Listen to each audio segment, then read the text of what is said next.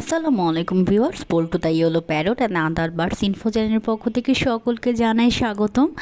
এখন বুঝতেই পারছেন রাত অনেক রাত মোটামুটি হয়ে গেছে।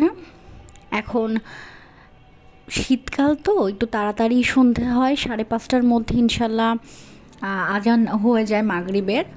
আর তারপরে এই যে অবস্থা, এখন ডিসেম্বর মাস যেহেতু একদম শেষের দিকে ডিসেম্বর মাসের, তো দেখেন কি অবস্থা।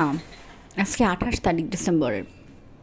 এখন মোটামুটি কিন্তু দিনে মোটামুটি রৌদ্রের তাপ আছে, আর রাত্রেবেলা ঠান্ডা। তো ওদের বাতাসও আছে, কিন্তু রাজশাহীতে মোটামুটি ঠান্ডা বাতাস আছে। সেই জন্য দেখেন আমি দিনে বেলা আপনাদের দেখাতে পারি নাই, দিনে বেলা তো রোদ আসে আর না থাকলে তো না, কিন্তু রাত্রেবেলা আমি কিভাবে মেহেন্দি আমার পাখিদের যাতে ডাইরেক্ট বাতাসটা না লাগে তার জন্য ছোট্ট সিম্পল একটা যেটা করি সেটা আপনাকে দেখালাম। আমার যেহেতু বারান্দায় ওদের খাঁচা বিশাল বড় বড়, মুভ করা পসিবল না, সেই জন্য এটা আমি করি। আর আলো বাতাস যাতে আসে সেই জন্য সেটাও লাগবে। একটা পাখি পালন করতে গেলে আলো বাতাসের যেরকম দরকার আছে, সেই রকম কিন্তু ঠান্ডা যাতে না লাগে সেটারও দরকার আছে। এই যে বল্টু, ও ঘুমিয়ে যায়, ও আজান দেওয়ার পরই ছোলা কম খেয়ে নেয়, খেয়ে ফেলে আমাকে খাওয়াতে হয়। আমার হাত ছাড়া কারো হাতে ছোলা সে খায় না।